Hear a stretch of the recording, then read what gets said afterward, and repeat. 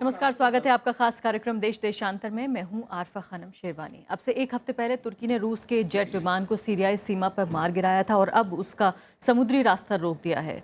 तुर्की ने अब जो ब्लॉकेड लगाया है उससे रूस का ब्लैक सी के जरिए सीरिया जाने का रास्ता बंद हो गया है। इसको साफ तौर पर दोनों देशों के टकराव के में इजाफे के तौर पर देखा जा सकता है।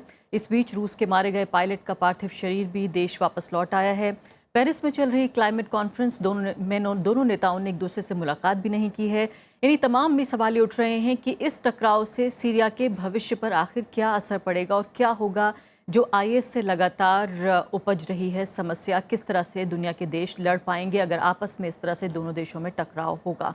मेरे साथ कई मेहमान मौजूद हैं जिनके जरिए समस्या को समझेंगे। आलोक बंसल साहब हैं, एग्जीक्यूटिव एडिटर हैं SAI के। दूसरे खास मेहमान प्रोफेसर AK पाशा हैं, डायरेक्टर हैं गल्फ स्टडीज़ प्रोग्राम JNU के। राजीव सीकर जी हैं, सेक्रेटरी रह चुके हैं विदेश मंत्रालय में और साथ ही एम्बेसडर रह चुके हैं कई देशों में। और साथ ही चौथे मेहमान शीलकांत शर्मा जी मौजूद हैं, फॉर्मर डिप्लोमेट हैं। सभी मेहमानों का बहुत बहुत स्वागत है। प्रोफेसर पाशा, अगर आपके साथ मैं शुरुआत करूं और इस समस्या को समझने की पहले कोशिश करें, जिसको बहुत ज़्यादा कवरेज नहीं मिल पाया है, ये जो सी ब्लॉकेड हुआ है रशिया का, इसका महत्व आप किस तरह से मानते हैं और कैसे इस रास्ते के थ्रू सीरिया तक पहुँचता था रूस? जी, ये टर्किश स्ट्रेट्स जिसको बॉस्फोरस और डार्डेनेलीज कहा जाता है, जहाँ इस्तांबुल है, वो नैरो पैसेज है जो ब्लैक सी ऑफ मरमारा और मेडिटेरेनियन से लिंक करता है और रशियन नेवी उसी के ज़रिए जो है मेडिटेरेनियन सी में आ पाएगी। लेकिन मेरे ख़्याल से रूस का सबसे बड़ा एयरक्राफ्ट कैरियर पहले ही शाम के पानी में सी कोस्ट में तैनात किया गया है, मोस्कावा एयरक्राफ्ट कैरियर। और इस मूव से मेरे ख्याल से कोई ख़ास असर रूस पे फ़िलहाल इमीडिएटली नहीं होने वाला है, क्योंकि उसके एयरक्राफ्ट जो है उसी से बमबारी हो रही है नॉर्दर्न सीरिया में इस्लामिक स्टेट के ख़िलाफ़। लेकिन दूसरी बात हमें ये देखना चाहिए कि जो सैंक्शंस रूस डालने वाला है तुर्की के ऊपर, उसके काफ़ी डेंजरस सिग्नल्स आ रहे हैं। एक तो एग्रीकल्चरल प्रोडक्ट्स जो टर्की एक्सपोर्ट कर रहा है, और दूसरी बात टूरिस्ट वीज़ा रिस्ट्रिक्शन, और तीसरा जो है गैस की कीमत बढ़ाने की भी बात हो रही है, जिससे काफ़ी आर्थिक इम्प्लिकेशंस तुर्की पे होंगे। और उसके मिला हुआ मुद्दा ये भी है कि जो बमबारी रूस कर रहा है तुर्की और शाम के बॉर्डर में, वहाँ से काफ़ी इस्लामिक स्टेट के मिलिटेंट्स जो है तुर्की में दाखिल हो रहे हैं और उससे लॉ एंड ऑर्डर प्रॉब्लम काफ़ी तुर्की के ऊपर होगा। ऑलरेडी कुर्दिश प्रॉब्लम तो सीरियस हो गया है। आलोक बंसल साहब, पहले तो बताइए कि आप कितना परेशान हैं इस बात से कि ब्लैक सी के थ्रू जो माना जा रहा है कि कुछ वेस्टर्न जो अखबार हैं वो ये कह रहे हैं कि काफ़ी की कंपोनेंट रहा है रशिया के जो ऑपरेशंस रहे हैं सीरिया में, उसका क्या आप इसको महत्व देना चाहेंगे? और दूसरी बात कि क्यों आखिर आपको लगता है कि रूस के जो दावे हैं उसमें दम है कि तुर्की को जो डर था कि शायद IS जो है जो सप्लाई पहुंचाता था तेल की उसको रूस देख सकता था, इस समस्या को भी थोड़ा समझाइए कि आखिर क्यों इन हमलों को सपोर्ट करेगा? देखिए, इसमें दो चीज़ें समझनी चाहिए कि जो तुर्की के रास्ते जो रूस की नौसेना के जो जहाज आते जाते रहे हैं, ये शीत युद्ध के दिन है। शीत युद्ध के समय भी सोवियत संघ और तुर्की जबकि दोनों विरोधी खेमों में थे, जो बॉस्फोरस संधि थी उसके अनुसार रूस जो सोवियत संघ के जहाज थे वो बॉस्फोरस के माध्यम से जा सकते थे। अन्य किसी भी देश के जहाज़ों को वहाँ से जाने के लिए तुर्की से परमिशन लेनी पड़ती। तो ये जो संधि थी ये कई दशकों से चली आ रही थी, और अब अगर तुर्की इस पर रोक लगाता है तो ये रूस के लिए बहुत बड़ी ग्रेव प्रोवोकेशन होगा। क्योंकि आप अगर देखें तो जो रूस की जो भौगोलिक संरचना है वो इस तरीके से है कि उसके जो जितने भी अधिकतर पोर्ट हैं वो विंटर्स में फ्रीज हो जाते हैं। तो ये जो ब्लैक सी पोर्ट्स थे ये इसके ऑल वेदर पोर्ट्स थे, और इसलिए रूस की जो नौसेना थी उसका एक काफ़ी बड़ा हिस्सा जो था वो यहाँ रहता था। और इसी कारण ये यूक्रेन के साथ क्रीमिया और ये जो तनाव बढ़ा, इसके पीछे भी यही कारण था कि सेवस्टोपोल और ये जो इनके जो पोर्ट्स थे ये रूस के लिए बहुत महत्वपूर्ण थे। नहीं तो कैप्टन मंसल, ये माने कि अगर गलती से माना जहाज भी गिर गया, जेट भी गिर गया, तो ये तो गलती से ब्लॉकेड नहीं हो सकता। इसका मतलब कि साफ तौर पर तुर्की अपनी पोजीशन पे टिका हुआ है कि वो क्या चाहता है।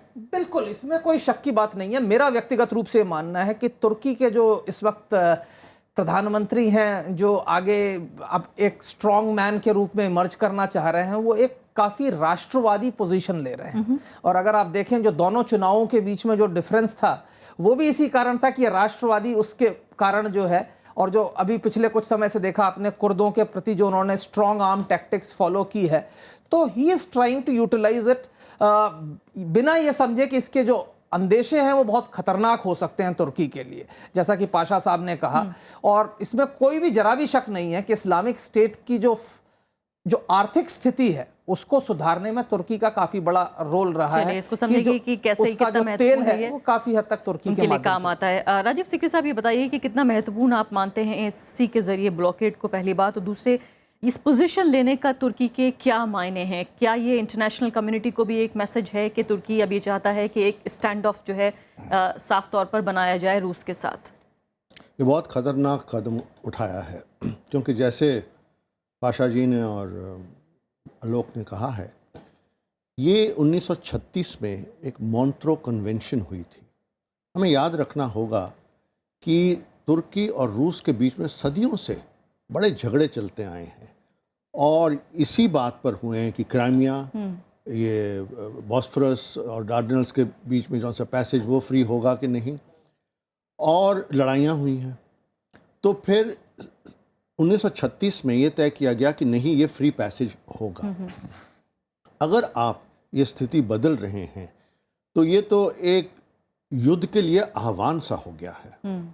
तो यानी 1936 से लेकर अब तक कभी ऐसा नहीं हुआ? नहीं हुआ। अच्छा। जैसे वो कभी ऐसा नहीं हुआ, और ये रूस के लिए बहुत आपत्तिजनक स्थिति है। अब क्या रिटेलिएटरी कदम उठाती है रूस, ये देखने की बात होगी।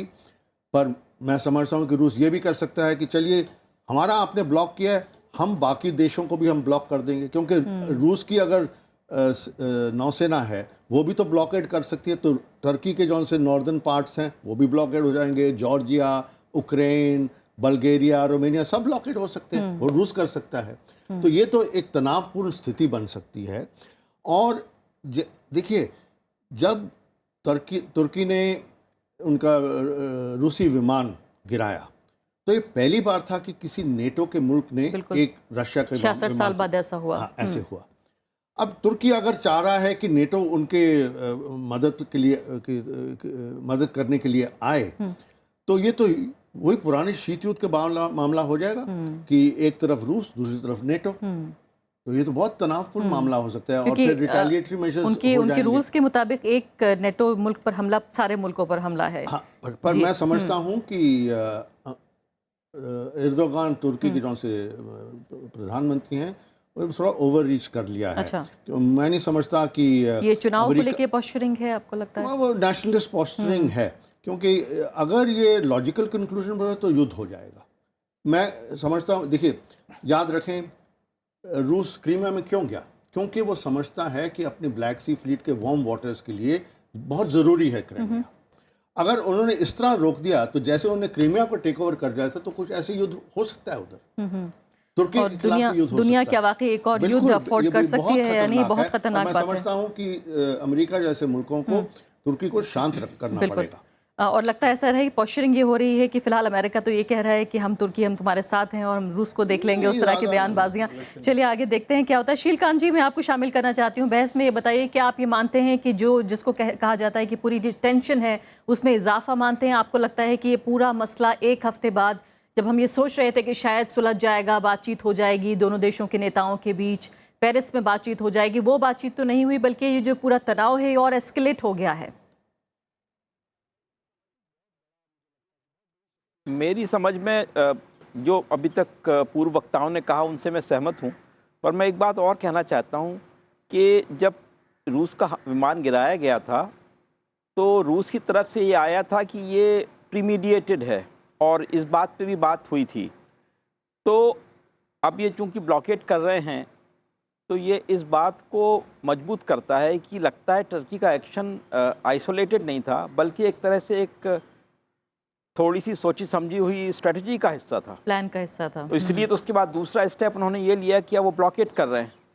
और इसका पर्पस क्या हो सकता है? इसका पर्पस रूस को ज़बरदस्ती समझ लीजिए आप प्रोवोक करना हुआ, उसको प्रोवोक करके वहाँ पे कॉन्फ्लिक्ट में ड्रॉ करना हुआ, ये भी हो सकता है। अच्छा, इस पे तो मुझे लगता है कि नेटो की सहमति के या कम से कम नेटो के ब्लेसिंग के बगैर ये एक्ट नहीं हो सकता। बहुत महत्वपूर्ण बात कह टर्की रहे हैं ये क्योंकि बात। नेटो का पार्टनर है, और ये चूंकि ये रूस की तरफ एक बड़ा समझ लीजिए प्रोवोकेटिव स्टेप है, इसलिए नेटो के साथ इसका जरूर इसमें कोई इनका कंसल्टेशन हुआ होगा, अदरवाइज तो ब्लॉकेड नहीं हो सकता। अच्छा, फिर नेवल ब्लॉकेड के लिए यह है कि किस जरिए से किया उन्होंने। रूस बड़ी भारी नेवल शक्ति है, तो उन्होंने अगर नेवल ब्लॉकेड में शिप्स लगाए हैं तो रूस उसका काउंटर मेजर्स भी ले सकता है, और इन काउंटर मेजर्स से चीज़ें बढ़ेंगी, एस्केलेशन होगा जैसा आपने कहा। तो अब रूस की बड़ी बात यह है कि वो कहते हैं कि टर्की रूस की जो सीरिया में जो कार्रवाई हो रही है उसके खिलाफ है, इसलिए उसको रोकना चाहता है। तो इसमें रूस का दूसरा आक्षेप जो है वो भी थोड़ा मजबूत होता है कि टर्की खुद सीरिया में जो टेररिस्ट हैं उनके साथ मिला जुला है, या उनके साथ टर्की का एक तरह का साझा है। बिल्कुल। तो अब ये टर्की का जो प्रोवोकेटिव एक्शन है, ये टर्की को एक इस तरह के आक्षेपों के लिए खोलता है। और आप देखिए कि टर्की का जो रूस के जो कहते हैं अपॉलॉजी के लिए मना करना है, जी जी। उसी, और जिस तरह से प्रधानमंत्री ने टर्की कहा कि हम रिग्रेट करते हैं, और कल जब उनकी रूस के प्रेसिडेंट ओबामा से बात हुई तो ओबामा ने भी रिग्रेट किया, और ओबामा ने उनके रूस के पायलट की डेथ के लिए भी खेद जाहिर किया। जी। तो एक तरह का जो लैंग्वेज है वो बिल्कुल सिमिलर है। बिल्कुल। जी हाँ, तो मुझे वापस लगता आती है हूँ कि आपकी ये तरफ में। आइसोलेटेड नहीं है कुछ। जी, आपको इसमें लगता है ये कुछ पार्ट ऑफ सोचा द प्लान समझा है? जी हाँ, बिल्कुल आपको लगता है पार्ट ऑफ द प्लान है। प्रोफेसर पाशा, इसके अलावा लेकिन अगर ये पार्ट ऑफ द प्लान है तो जिस तरह की पोस्चरिंग कर रहे हैं एर्दोगान साहब, उनके लिए तो पूरा इंटरनेशनल एक प्लेटफॉर्म पे भी एक एम्बैरेसिंग सिचुएशन हो सकती है। वो ये कह रहे हैं कि रूस ने जो उनके ऊपर आरोप लगाए हैं कि ये बाकायदा मार गिराया गया है उनका जेट, अगर हिम्मत है, अगर सबूत है तो साबित कर दीजिए। हाँ, नहीं, उसके पहले मैं ये बताना चाहता हूँ कि इसके दो पहलू हैं, नाटो और टर्की और रूस के बारे में। फिलहाल तो नाटो के पूरे देश टर्की के पीछे हैं फिलहाल, लेकिन मेरे ख्याल से दूसरा पहलू ये है कि फ्रांस के राष्ट्रपति होलांद और पुतिन काफ़ी क्लोज आते जा रहे हैं सीरिया के मामले में और दूसरे मामलों में। हमें ये भी ध्यान रखना चाहिए। यानी स्प्लिट भी हो सकता है क्या? जी, नाटो जो है स्प्लिट हो रहा है टर्की और रूस के तनाव के बारे में, और जर्मनी भी फिलहाल नहीं चाहता, और बर्तानिया के प्रधानमंत्री डेविड कैमरून ने कहा कि हमें सीरिया पे रशिया के साथ कॉम्प्रोमाइज़ करना चाहिए, और अमेरिका के भी राष्ट्रपति ने कहा कि जो तनाव रूस और टर्की के बीच में है इसे और आगे नहीं बढ़ाना है, क्योंकि इससे काफ़ी गंभीर परिणाम हो सकते हैं। तो ये जो समुद्र के रास्ते ब्लॉकेड हुआ है, इसमें कॉन्फिडेंस नहीं है नेटो का तुर्की को जब ये कर मुझे रहा है? लगता है कि धीरे धीरे टर्की और नाटो के बीच में जो डिफरेंसेस हैं उभर के आएंगे, क्योंकि अब मामला इतना गंभीर हो गया कि कई नाटो देश इनफॉर्मली कह रहे हैं कि टर्की को नाटो में रखना बहुत खतरा है पूरे नाटो देशों को इससे। और जो AKP गवर्नमेंट है एर्दोगान और अहमद दावुदोगलू की, और ये एक्सट्रीम पे जा रहे हैं क्योंकि वो शाम के सिविल वार में काफ़ी डीप इन्वॉल्वमेंट हो गया है, क्योंकि उनको कुछ नहीं मिला टूनिशिया में, इजिप्ट में और इराक में वगैरह वगैरह। तो एर्दोगान और उनकी पार्टी जो है सीरिया पे पूरे फोकस कर रहे हैं, और नॉर्दर्न सीरिया को जो है अपना 82nd प्रोविंस बोल के ऑलरेडी उन्होंने डिक्लेयर कर दिया है। पूरे न्यूज़पेपर्स अगर आप उठा के देखें तो उनका कहना है ये जो विस्तारवादी जो टेंडेंसीज हैं तुर्की की, ये उसका आप एक हिस्सा मान रहे हैं कि शायद इस जंग को अपने लिए इस्तेमाल कर रहे हैं। जी, और कुर्दिश प्रॉब्लम को भी जो साउथ ईस्ट में उभर के आ रहा है PKK का, और जो रीजनल गवर्नमेंट ऑफ इराक है, और जो सीरिया के कुर्द हैं, इनसे जो है काफ़ी टर्की परेशान है, जी। जो कि अमेरिका सीरियन कोर्स को सपोर्ट कर रहा बिल्कुल। कैप्टन बंसल, ये बहुत महत्वपूर्ण बात है कि जो क्लेम है रशिया का कि किस तरह से ये पूरा जो गेम है, ये हमें समझाइए कि कैसे जो इस्लामिक स्टेट जो संगठन है वो कैसे तेल पे उसका कब्जा है और वो तुर्की को तेल देता है, और इस इंटरेस्ट को प्रोटेक्ट करने के लिए तुर्की जो है वो रूस का जहाज़ गिरा देता है, सी के ज़रिए जो है समंदर के ज़रिए उसका ब्लॉकेट कर देता है। ये पूरा खेल कैसे खेला जा रहा है? देखिए, इसमें दो चार चीज़ें हैं। पहली चीज़ तो मैं पाशा साहब की एक बात की से सहमति जताना चाहूँगा कि इस वक्त यूरोप के जो देश हैं वो काफ़ी हद तक रूस के साथ सहानुभूति जताने लगे हैं और वो कुछ कुछ ग्रेविटेट हो रहे हैं रूस की तरफ। अमेरिका अभी भी फर्मली तुर्की के साथ है, लेकिन जो यूरोप के राष्ट्र हैं, विशेषकर फ्रांस और जर्मनी, वो जो हैं तुर्की के कदमों से नाखुश हैं और वो चाह रहे हैं इस वक्त कि जो है यूरोप के जो राष्ट्र हैं रूस के साथ इस्लामिक स्टेट पर दबाव बनाएं। अब जहाँ तक सवाल इस्लामिक स्टेट और तुर्की का है, दो चीज़ें महत्वपूर्ण हैं। एक तो यह है कि इस्लामिक स्टेट ने जिन इलाकों पे कब्जा किया है और वहाँ पे जो रिफाइनरीज और जो ऑयल है वो जो है तुर्की के माध्यम से मार्केट में जा रहा है, और ये जो है इलीगल जो एक्सपोर्ट्स हो रहे हैं ऑयल के और क्रूड के, ये तुर्की के माध्यम से। तो अगर तुर्की सहमति ना दे तो ये नहीं होगा। इसमें तुर्की का फायदा है क्योंकि तुर्की को के माध्यम से तेल जाता है, उसका रेवेन्यू बढ़ता है, उसको आज सस्ता तेल भी मिल जाता है, बाकी चीज़ें हैं। और अगर अंतर्राष्ट्रीय ब्लॉकेड हो इस पे तो इस्लामिक स्टेट जो है can be starved of funds, उनके पास पैसे की कमी हो जाएगी और उनका जो ये जो युद्ध चल रहा है वो रुक जाए। दूसरा महत्वपूर्ण मुद्दा ये है कि इस्लामिक स्टेट कुर्द्स के साथ भी लड़ रहा है, और रूस का नॉर्दर्न सीरिया तक आना, क्योंकि अगर आप देखें जो इस्लामिक स्टेट के खिलाफ जितनी भी शक्तियां लड़ रही है उसमें जो नॉन स्टेट एक्टर्स में जो सबसे पावरफुल है वो रजोवा है, जो सीरियन कुर्द्स हैं। बिल्कुल। उनकी शक्ति ज्यादा है, और पिछले कुछ समय से जब अमेरिका ने भी कुर्द्स के खिलाफ हमले किए तो सबसे ज्यादा जो गेन हुआ वो सीरियन कुर्द्स ने किया। और तुर्की को लगता है कि ये सीरियन कुर्द्स का बढ़ना और उसी के साथ तुर्की के जो पीकेके के ऊपर हमले हो रहे हैं तो कुर्दिश जो कंसोलिडेशन है उससे भी जो है तुर्की चिंतित है। अब ये जो विमान को मार गिराया जो कि सीरियन सीमा के अंदर, जैसा कि रूस कहता है, अगर इसके बाद अगर रूस एक यूनिलैटरल मॉरेटोरियम डिक्लेयर कर दे कि हमारे किसी भी जहाज के आसपास कोई जहाज आएगा तो हम उसको यूनिलैटरली अटैक करेंगे, क्योंकि हम ये अज्यूम करेंगे कि वो हम पे हमला कर रहा है, तो ये तुर्की के लिए बड़ी गंभीर समस्या हो जाएगी, क्योंकि तुर्की जो है अभी भी कुर्दिश ठिकानों पे एरियल बॉम्बिंग कर रहा है। नहीं तो क्या इसको अच्छे तरीके से उन्होंने उसका वजन देखा नहीं है अपने इस कदम का कि इसका क्या मायने हो सकते हैं, उसको वे नहीं किया है कि किस तरह से देखा जाएगा? मुझे लगता है कि तुर्की को ऐसा लगा कि रूस काफी कमजोर हो चुका है और ऐसा उनका ये मिस जजमेंट आर्थिक तौर पर भी। आर्थिक तौर से भी ज्यादा उनको लगा कि देखिए, एक तो बहुत बड़ी चीज है कि Su-24 गिरा दिया तुर्की वालों ने, तो ये भी एक बहुत बड़ी घटना है। देखिए, एक हफ्ता गुजर गया शांति का इस बीच। रूस का एक टॉप ऑफ द लाइन जंगी जहाज तुर्की की वायुसेना ने गिरा दिया। तो पहली चीज तो उनको पता नहीं चला, तो एक तरीके से उनके लिए एक बहुत बड़ी विक्ट्री है कि हमारे वायुसेना ने जाके उनकी वायुसेना के जहाज को गिरा दिया, तो ये एक बड़ी चीज है। और शायद उनको लगा कि रूस जो है रिटेलिएशन करने की स्थिति में नहीं है इस वक्त, और उन्हें लगा कि पश्चिमी राष्ट्र उनके साथ हैं। और आगे ये देखना होगा कि किस तरह की पोस्चरिंग दूसरे देश करते हैं, उनका जवाब क्या आता है। अम्बेसडर सीकरी, ये बताइए कि अभी एक वेस्टर्न जर्नलिस्ट IAS होके आए हैं, वो पहले ऐसे जर्नलिस्ट हैं जिनको कि 10 दिन की एंट्री मिली है, और वो ये कह रहे हैं कि जो भी अब तक अंदाजे लगाए जा रहे थे, तमाम टिप्पणीकार, तमाम एनालिस्ट जो हैं, जो कह रहे थे और जो ताकत बता रहे थे इस्लामिक स्टेट की, वो उससे कहीं ज़्यादा मजबूत और कहीं ज़्यादा पॉपुलर है। ये उनका दावा है, कम से कम अगर माना जाए उनकी बात। 75 साल से ज़्यादा उनकी उम्र है। तो ये बताइए कि ऐसे में जबकि ख़तरा पहले से ज़्यादा नज़र आ रहा है, ऐसे में इन दो बड़े देशों का टकराव और उनके बीच जो लामबंदी होगी दूसरे देशों की, इससे IS को क्या फ़ायदा है? IS को फ़ायदा तो होगा ही, पर यूरोप देश क्यों सपोर्ट कर रहे हैं रूस को? इसलिए क्योंकि वो खतरा IS का तो उनके घरों में आ गया है यूरोप में। हम देखा है उनसे हमले हुए हैं, और सब यूरोपीय देश और रूस समझता है कि अगर IS को इधर सीरिया में ख़त्म नहीं किया गया तो एक तरफ तो वो चेचनिया वगैरह पहुंच जाएंगे, दूसरी तरफ यूरोप पहुंच जाएंगे। तो एक तो ये बात है।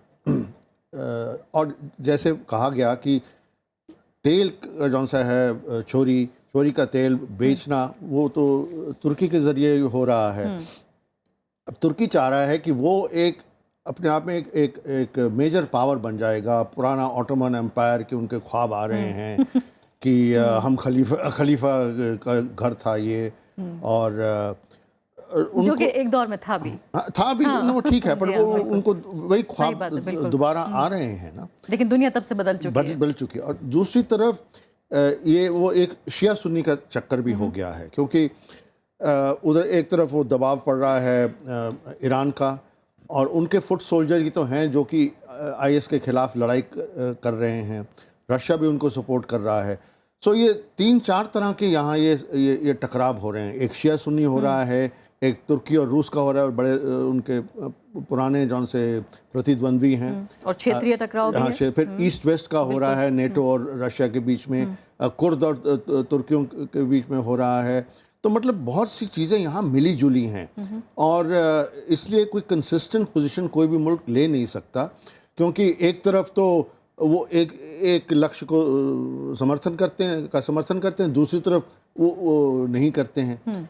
तो बहुत पेचीदा मामला हो गया है, और मैं समझता हूँ कि सब पक्षों को अब थोड़ा सब्र करना चाहिए, क्योंकि बहुत ही जल्दी 1 महीने में इतना मामला उलझ गया है, उथल पुथल हो गया है कि काफ़ी खतरे वाला बात। शीलकांत शर्मा जी, ये बताइए कि जिस तरह से कह रहे हैं एम्बेसडर सीकरी, बात सही है कि बिल्कुल यूरोप के दरवाजे क्या अंदर दाखिल हो चुका है आईएस, कितना बड़ा खतरा बन चुका है। खासकर यूरोप में हम देख रहे हैं बड़ी तादाद में युवा जो हैं वो उनकी विचारधारा से भी प्रभावित हो रहे हैं। इस सब के बीच में आखिर एक ऐसे देश को क्यों नाटो सपोर्ट करेगा जो अभी तक जिस तरह की स्थिति नज़र आ रही है कि वो आईएस को अंदर खाने ही सही उसकी इकोनॉमी को या किसी भी तरीके से उसकी स्थिति को मजबूत करता हुआ नज़र आ रहा है। क्यों टर्की को सपोर्ट करना चाहेगा नाटो या बाकी दूसरे यूरोपियन देश जो हैं? नहीं, मैं ये कह रहा हूँ कि टर्की अपने आप से कोई मजबूत राष्ट्र नहीं है। मतलब उसके जो नेचुरल रिसोर्सेज हैं, जैसे ईरान है तो ईरान के पास गैस है, ऑयल है, सऊदी अरेबिया के पास ऑयल है। टर्की के पास ऐसी कोई चीज़ नहीं है। वो फूड के इंपोर्ट के लिए रशिया पे निर्भर करता है। तो टर्की के पास पॉपुलेशन है, टूरिज्म है, पर टर्की ऑटोमन एम्पायर रही होगी वो तो सिर्फ फौज के बल पे, लेकिन उसका अपना कुछ बहुत कम है।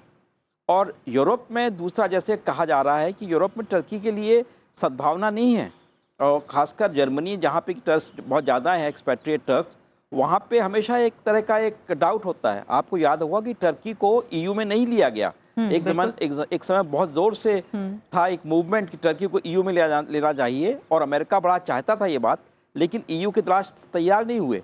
तो टर्की को ये तो मालूम है कि ईयू में एक हद तक ही उसके पास मिलिट्री अंडरस्टैंडिंग होगी।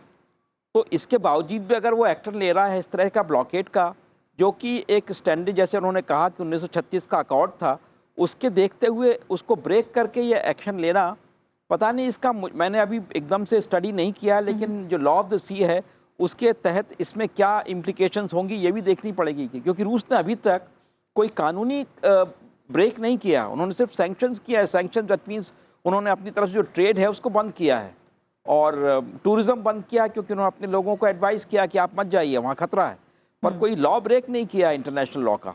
जबकि टर्की का ब्लॉकेट जो है ये इंटरनेशनल लॉ में इसकी इम्प्लीकेशंस होंगी। अपने आप से आप कैसे ब्लॉकेट कर सकते हैं, खासकर वो जिसको कहते हैं आप, जो निस्तार हो रहा है, एक यूजेज का एक राइट है, और पिछले करीब 70 साल से चल रहा है, 80 साल से चल रहा है, तो उसको आप ब्रेक कर रहे हैं, तो ये इंटरनेशनल लॉ में भी इसकी इम्प्लीकेशंस हैं। तो इसलिए मुझे बार बार लगता है कि टर्की अपने आप से कैसे कर रहा है, उसको शह किसकी मिल रही है। काफी अंदर खाने जो है इसको समझने की जरूरत है। प्रोफेसर पाशा, अब आगे क्या इंतजार करना होगा हमें? अब देखिए कि सी ब्लॉकेड हो चुका है, जहाज गिराया जा चुका है, दोनों तरफ से बयान आ रहे हैं। क्या अभी हमें फिलहाल अमेरिका की तरफ से या नाटो एज ए होल, वहाँ की किसी स्पोक्स पर्सन की तरफ से कोई बयान आए तब हम समझें कि कौन कहाँ खड़ा है और आगे क्या होगा? नहीं, पहले मैं एक पॉइंट विस्तार से बोलना चाहता हूँ, वो ये है कि इंटरनेशनल लॉ के तहत टर्किश बॉस्फोरस स्ट्रेट्स को क्लोज कर सकता है अगर टर्की युद्ध की स्थिति में है या डिक्लेरेशन ऑफ वॉर है, और रूस और टर्की के बीच बेलिजरेंसी अभी स्टार्ट नहीं हुई है, फॉर्मल डिक्लेरेशन नहीं हुआ है, तो इंटरनेशनल लॉ के तहत ये closure of Turkey straits for रूस के जहाज़ों के लिए मेरे ख्याल से चैलेंज किया जाएगा। इट इज़, लेकिन अगर टर्की मान के चल रहा है कि आगे रूस और टर्की के बीच में युद्ध होने वाली है, तब तो ये वेरी डेंजरस सिग्नल है।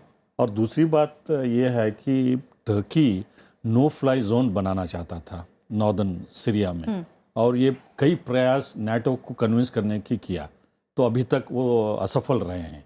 और रूस की इंटेंस बॉम्बिंग तो इसको फ्रस्ट्रेट कर दिए गए हैं। ये एक तो ये है, और दूसरी बात ये है कि रूस की हवाई जहाज़ मार गिराने के बाद रूस ने S-400 air to surface to air missiles वहाँ तैनात किए हैं लताकिया और तारतूस के आसपास, जिससे कि कोई, चाहे वो इजरायली हो या तुर्किश हवाई जहाज़ हो, सीरिया के टेरिटरी में आके बमबारी नहीं कर सकेगा या रूस के हवाई जहाज़ों पर हमला कर सकेगा। और तीसरी बात यह है कि रूस जो बमबारी कर रहा है उसके अब फाइटर जेट्स अकम्पनी करेंगे, क्योंकि जब मार गिराया गया तो उसके लिए कोई डिफेंस नहीं था, ना उनके पास वेपन्स थे, तो हर 2 रूसी जहाज़ 4 फाइटर्स के साथ जाके बमबारी करेंगे। और दूसरी बात यह है कि जो